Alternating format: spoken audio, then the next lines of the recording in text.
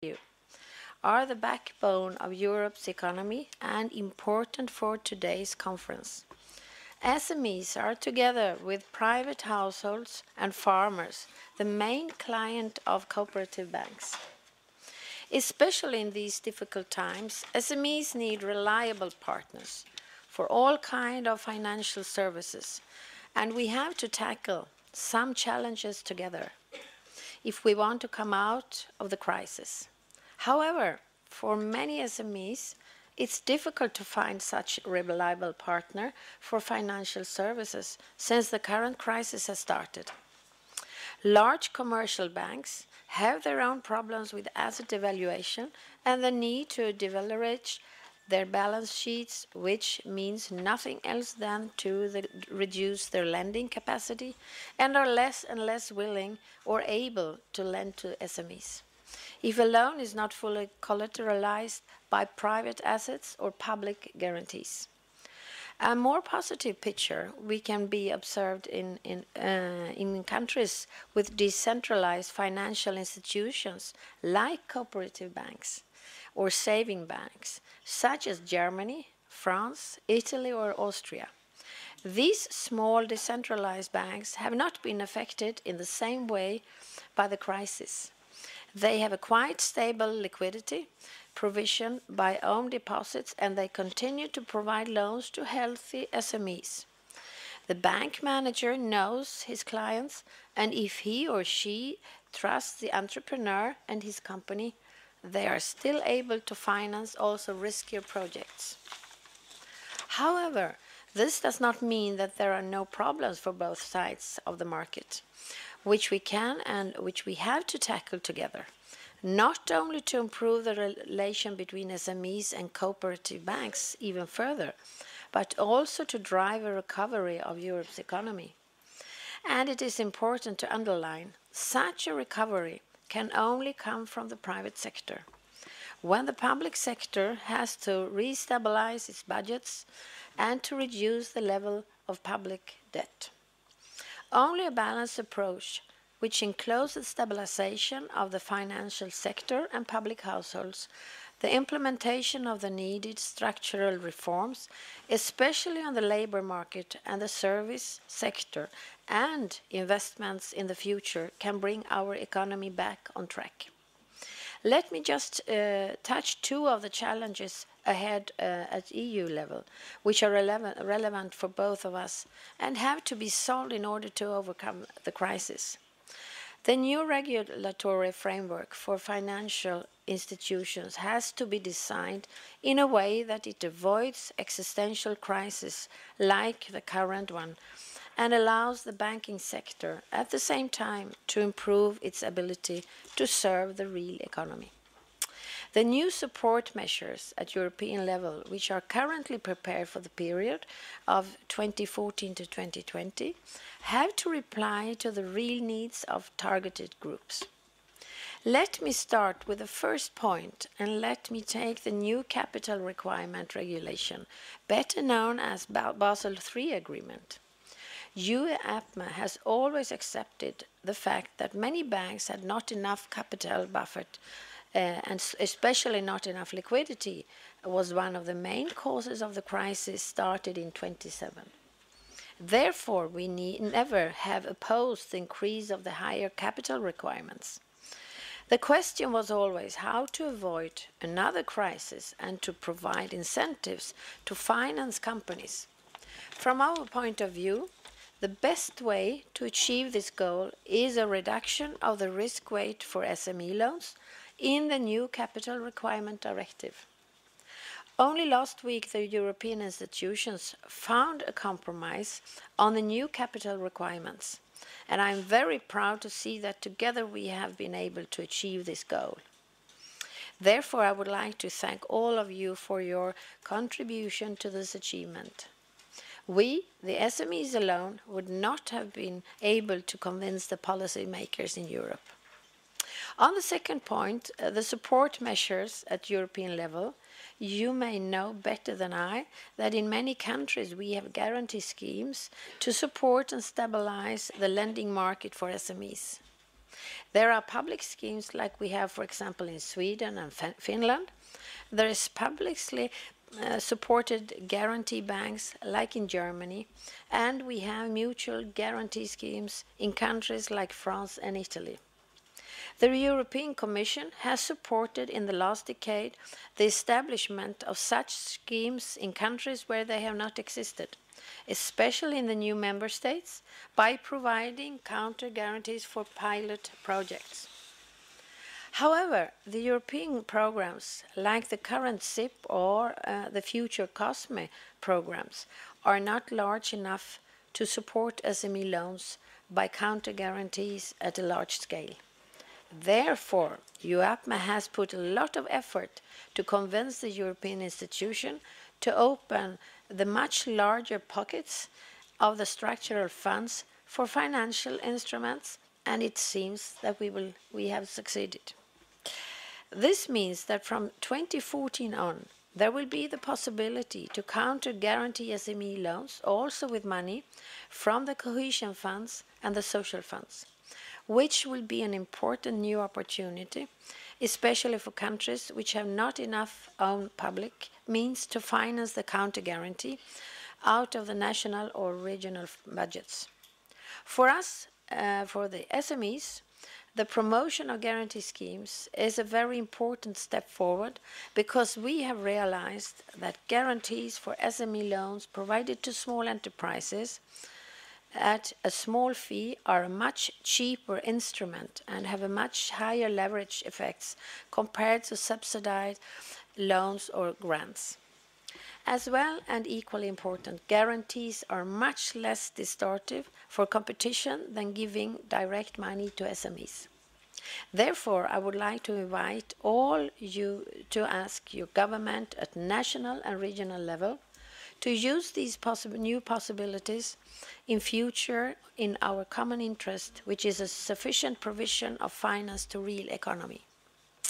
Let me finish with an interesting observation.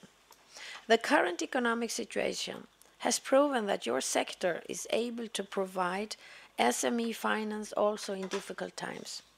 Therefore, it may not be surprising that since the start of the crisis, the attempts made by the large commercial banks against the decentralized system of cooperatives and saving banks came to an end. While during the hype before, we have seen attacks against your systems more or less every month, and defending the decentralized sector was the main issue of our first roundtable in December 2007. All in Europe have finally realized what we have known since decades. Only decentralized bank systems like yours are able to provide sufficient finance to the smaller enterprises. Therefore, please stick to your traditional values. We want to be not only your client, but want to stay as your partner also in the future.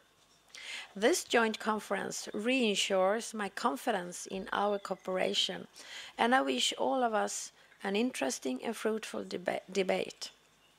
And I would like to remind you all of one thing that I often think that we forget. Behind every small SME, there is one individual who has the courage to start and own and manage and develop a little company to create the new jobs of Europe. Thank you very much.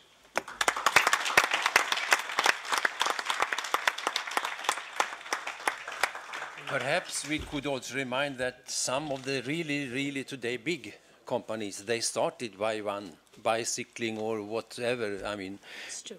in our last plenary, or next last plenary, we had the representative of the European Central Bank, and I told him about Bank 9024.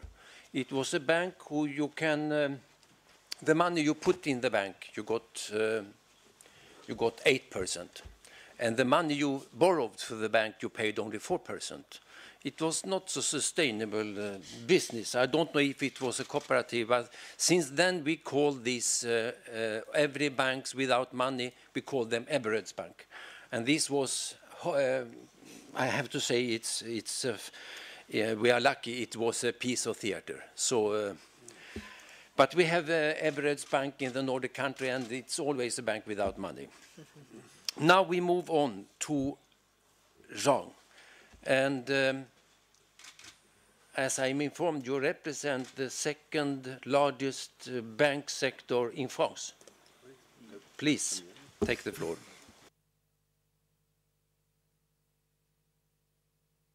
This one? Okay. Yes, I do represent BPC, which is the French group which groups the French Banque Populaire, which are very popular, and the French savings banks, Caisse d'Épargne. But as I was reminded this morning, first thing when I arrived, I must tell you that I'm here primarily on behalf of the European Associations of Cooperative Banks. Mr. Guider could not be with us this morning. But given that I am a lawyer, forgive me if I also relay my own perspective and opinions to this debate. Let me start by saying that we at the European Association of Cooperative Banks and at BPC are entirely committed to identify tools and means to improve SME financing. It is essential in this debate to ensure that cooperative banks remain key partners of local SMEs in their local environment. The European Association of Cooperative Banks is following with attention the European Commission Action Plan. We are involved in the project aimed at improving the ability on SME lending data at European level. This is an important starting point for evidence-based policy making. We regret that some of the current tools, like the banking lending survey, is essentially based on a sample of 130 banks, which is probably too small and does not include local decentralized banks. That is one element among others. Let me thank the European Economic and Social Committee for its report on access to finance. We share many of its views, in particular the warning of effects of Basel III in financing of SMEs, and thanks to Olivier to remind us this morning of the good care taken by the Commission to ensure that all regulations are calibrated and preserve diversity of the financial sector. Without repeating what has already been said by Bernard, let me turn now to the very nature of cooperative banks. More specifically, cooperative banks are not maximizing profit by all means. They are turned towards long-term strategies. As local banks, we finance the real economy. Cooperative banks have demonstrated their strengths and resilience during the crisis, thanks to their specific structure, organization, and ownership model based on its members. Our goal is not maximizing profit per se, but maximizing members' value, where members, as already mentioned by Bernard, are indeed always, often, the local entrepreneurs and the very craftsmen. And we are looking at long-term objective as opposed to short-term profits. Interestingly enough, cooperative banks have continued lending above the average of commercial bank sector. Their market share of loans and deposits increased between 2007 and 2011 from 14% to 19% and from 20% to 22% respectively. As already said by Olivier, let us not lose sight that SMEs, our prime customers, account for 99% of all companies in the European Union and employ approximately 100 million people. However, and this is the second part of this debate, it seems that we are experiencing a paradox, which I assume will be amply advocated today during your debates. When I read the European 2020 strategy, it strikes me that public-private partnerships, risk capital, and initial public offering, in short, market finance, seem to be viewed as the simple answer to all problems. Indeed, debt financing has increased, as was already said. However, market tools, essentially profit-driven, are certainly useful, but short of large SMEs, are they really adapted to SMEs in their local projects, driven locally in their local environment? The question should and is on the table, and rightfully so. And we welcome the Green Paper published by the Commission. We should legitimately ask ourselves whether these tools are the panacea, as some are led to believe, suitable, or at least sufficient. The answer is not necessarily yes, and perhaps should be no. Of course, the idea is not so much about replacing one business model with another, but to seek to optimize whatever is done, accounting for what already exists and operate efficiently in the whole of Europe. Interestingly enough, at BPCE, we provide both solutions. From our experience as a leading bank in financing SMEs, and taking as an illustration changes in the green growth market, we recommend supporting local financing solutions which are adapted to the profitability levels of SMEs. This must be based on the European Commission promotional of local savings, the passbook accounts, EIB guarantee funds, as if the market is not very profitable, it must not be very risky, and improve loan rates through energy saving certificates, for example. And Gunnella's support to guarantee funds is certainly more than welcome. We are convinced that market finance solutions are worth exploring, however, with caution and great care. Supporting SME finance is indeed a strategic noble objective.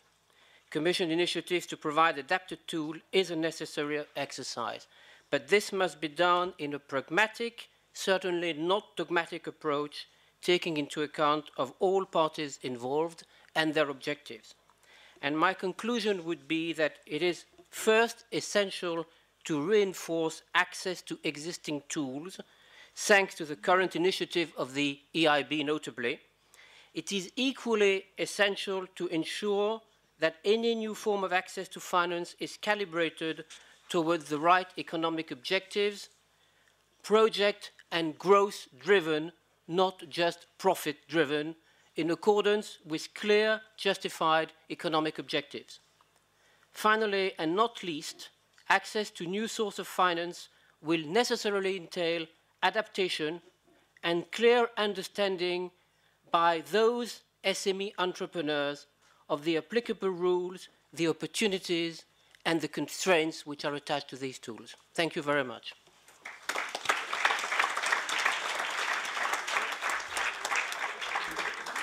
Thank you very much, Jean. And of course, we have listened to 4 introductory speeches.